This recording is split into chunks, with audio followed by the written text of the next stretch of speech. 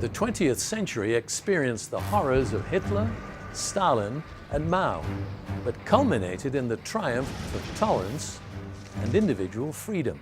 Yet today, totalitarian and nationalistic voices are again being heard. Democracies and freedoms are suddenly under attack.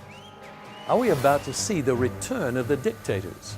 With an eye on the human condition, this is Insight.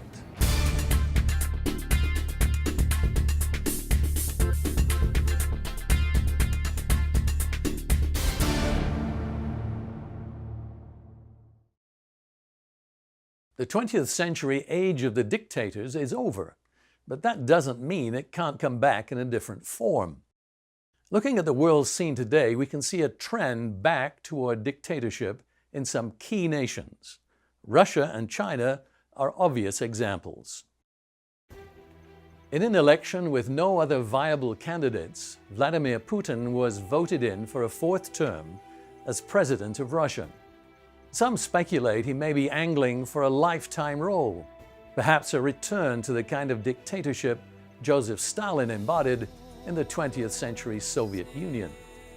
Putin is now referred to by supporters as vozhd, meaning leader, the same term used of Stalin.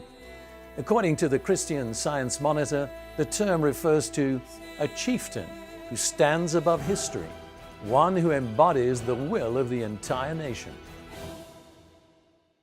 Nationalist pride is a regular theme in Putin's speeches, and there have already been efforts to rehabilitate Stalin.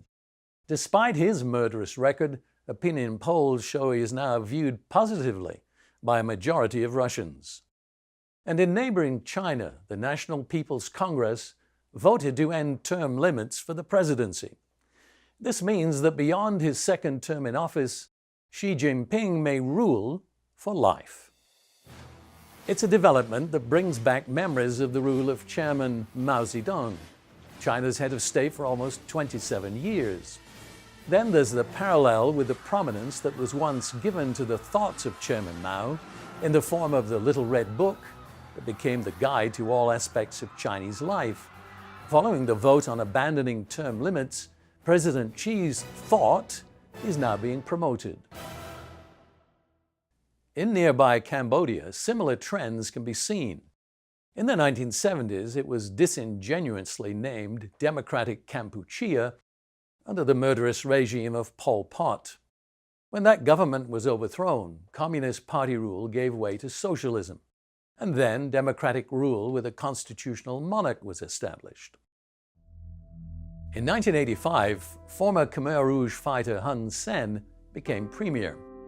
12 years later, he temporarily drove his co-prime minister from the country in a bloody coup and has been consolidating power ever since. His practically one-party state now seems to be moving away from the West, which supported him post-Pol Pot, and is cultivating China's friendship. A recent New York Times article suggests Hun Sen may believe he's Cambodia's reincarnated 16th century king, Sadek Khan. Some 7 statues of the king have recently appeared, but all with the face of Hun Sen. Known as Lord Prime Minister and Supreme Military Commander, he plans to extend his 30-year rule by another 10 years or more, despite upcoming democratic elections. The development of totalitarian regimes is not limited to these countries with harsh communist histories. In Italy, there are efforts to rehabilitate the fascist Benito Mussolini. Neo-Nazis have long been a part of the German political scene. France has had its own flirtation with the far right, and Turkey is moving toward dictatorship. In his recent book, historian and Yale professor Timothy Snyder lists 20 lessons history should have taught us. He notes that history doesn't repeat itself, but it should instruct. One of Snyder's 20 lessons is, it's a mistake to assume that rulers who came to power through institutions cannot change or destroy those very institutions.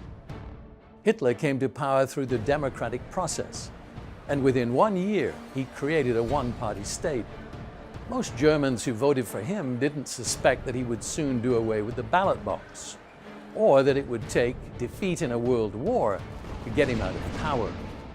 All the examples we've looked at today have some element of democracy in their pedigree, but in each case, authoritarianism is also rearing its dangerous head.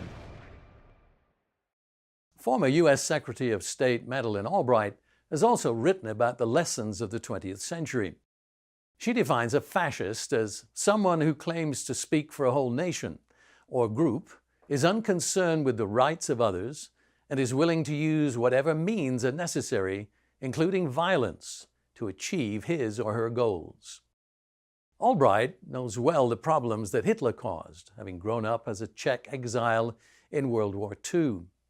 She warns that Vladimir Putin and Kim Jong-un are just two among contemporary leaders who are using the tools of fascism to further their goals. Could the darkest days of the 20th century return? Hans Christian Teubrich is the former director of the Documentation Center in Nuremberg, concerned with Nazi history. A few years ago, we talked about why the rebirth of totalitarian government is even a possibility. Take up excluded societies like North Korea or Iran, where, especially in North Korea, people are totally shut up from the rest of the world and don't know whether the sky here is blue or green, and are such a, in this way, a game ball of their leaders. So the mechanisms which had been used by the Nazis, they are still there. The machinery was smashed totally, of course. But all the different parts, they are still there, and then they can be put together maybe in a different shape, maybe with a different aim, but with the same effect. Biblically speaking, human government does not have a good record. Both historically and prophetically, it stands more to be condemned than commended. Instructing his disciples on the way of good government at the personal level, Jesus said, "The rulers of the nations lord it over them, and those who are great exercise authority over them.